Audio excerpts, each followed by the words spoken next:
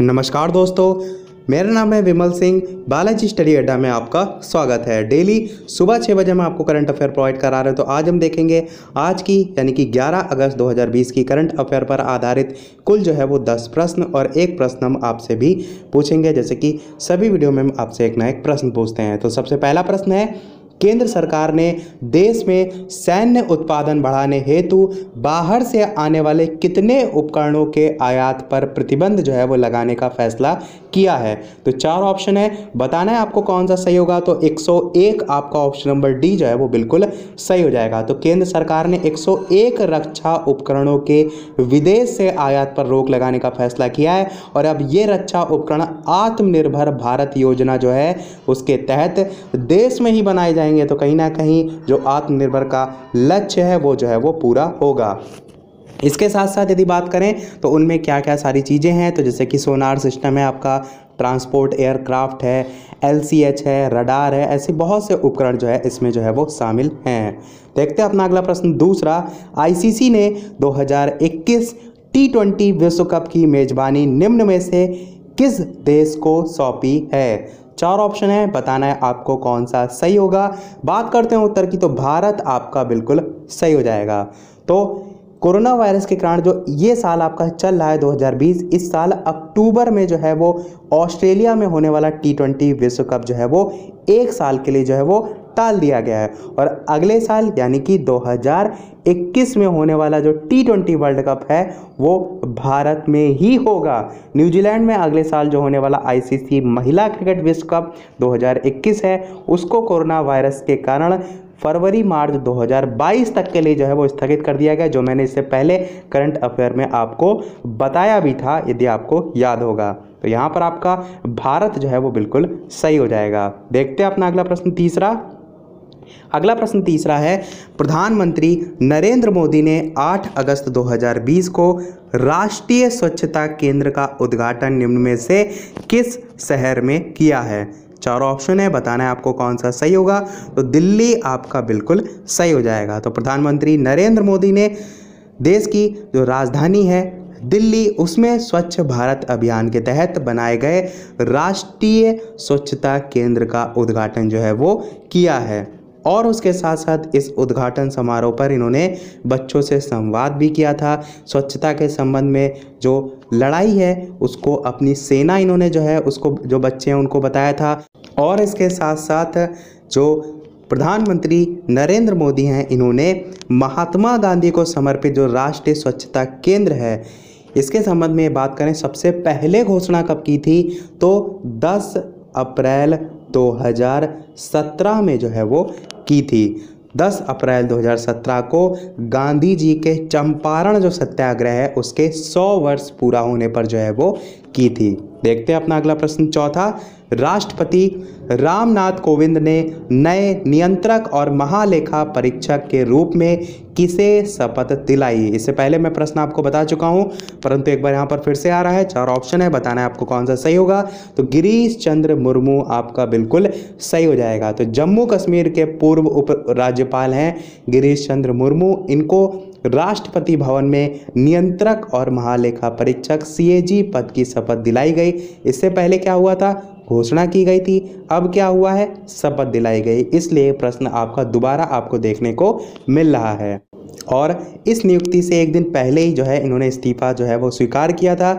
एक चीज़ आपको और पता होना चाहिए कि जो गिरीश चंद्र मुर्मू हैं इनका कार्यकाल कब तक होगा? तो CAG के तौर पर इनका कार्यकाल 20 नवंबर 2024 तक इनका कार्यकाल जो है वो होगा। इस चीज़ को ध्यान रखिएगा क्योंकि आगे आने वाले जितने लगभग एग्ज़ाम होंगे वहाँ पर ये प्रश्न आपका बन सकता है 2024 तक के लिए, यदि बीच में ये जो है वो नहीं हटते हैं।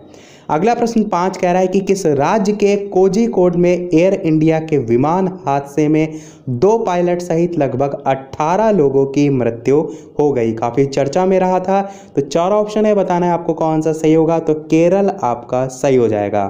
तो केरल के कोझिकोड में एयरपोर्ट पर हादसे का शिकार जो है वो ये विमान हो गया था।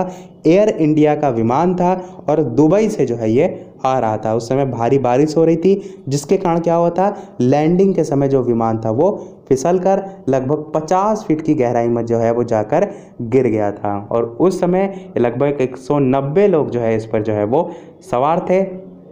केरल की बात हुई है तो केरल के मुख्यमंत्री आपको पता होना चाहिए पिनरई विजयन है, जिन्होंने विमान हादसे में जो मारे गए प्रत्येक यात्री हैं उसके परिजनों को 10 लाख रुपए का मुआवजा देने की जो है वो घोषणा भी की है।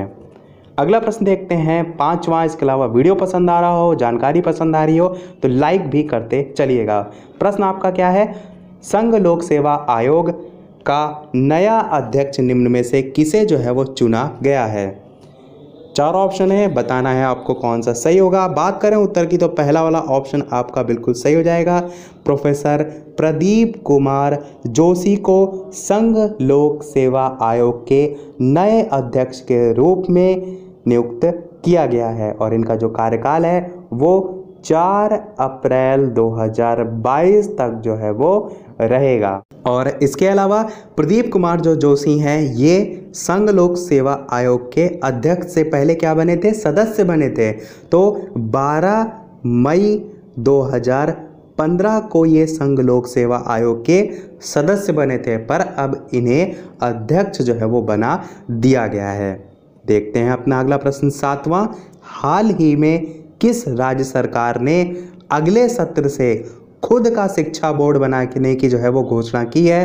तो 4 ऑप्शन है, बताना है आपको कौन सा सही होगा। आपका ऑप्शन नंबर सी दिल्ली बिल्कुल सही हो जाएगा। तो दिल्ली के शिक्षा व उप मुख्यमंत्री, दिल्ली के शिक्षा मंत्री के साथ साथ उप मुख्यमंत्री कौन है, जिनका नाम है मनीष सिसोदिया। तो मनीष सिसोदिया ने कहा है कि अगले सत्र से दिल्ली का अपना शिक्षा बोर्ड काम करने लगेगा और दिल्ली सरकार ने पिछले महीने जो राज्य शिक्षा बोर्ड है उसके गठन और उसके साथ साथ पाठ्यक्रम सुधारों के लिए योजना और जो रूपरेखा है वो भी तैयार करने के लिए 2 समितियों का गठन भी जो है वो किया था। देखते हैं अपना अगला प्रश्न 8वां। प्रधानमंत्री नरेंद्र मोदी ने हाल ही में वीडियो कॉन्फ्रेंसिंग के जरिए कृषि अवसंरचना कोष यानी कि एग्रीकल्चरल इंफ्रास्ट्रक्चर फंड के तहत कितने लाख करोड़ रुपए की वित्त पोषण सुविधा को लॉन्च किया है। 4 ऑप्शन है, बताना है आपको कौन सा सही होगा। तो 1 लाख करोड़ रुपए बिल्कुल सही हो जाएगा। तो प्रधानमंत्री नरेंद्र मोदी ने पीएम किसान निधि योजना, जिसे हम पीएम किसान निधि स्कीम के नाम से जानते हैं, उसके तहत धन की जो 6ठी किस्त है वो जो है वो जारी की है। और केंद्र सरकार ने जो कोरोना के कहर के बीच जो किसान है उनको ये एक बड़ी राहत जो है वो दी है। इस प्रकार से आप जो है वो इसे कह सकते हैं।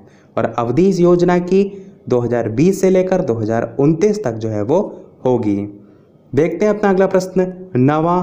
श्रीलंका में निम्न में से किसने चौथी बार देश के प्रधानमंत्री के रूप में शपथ ली है। 4 ऑप्शन है, बताना है आपको कौन सा सही होगा। तो आपका option number A Mahinda Rajapaksa बिल्कुल सही हो जाएगा।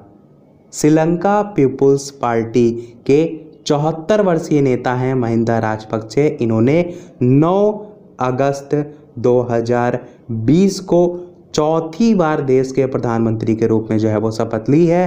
तो चौथी बार शपथ ली तो कहीं ना कहीं इंपॉर्टेंट हो जाते हैं, इसलिए आपको याद भी होना चाहिए।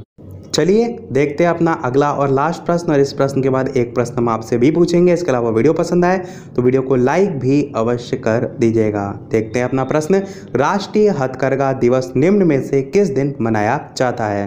तो 4 ऑप्शन है, बताना है आपको कौन सा सही होगा। बात करें उत्तर की तो आपका 7 अगस्त बिल्कुल सही हो जाएगा।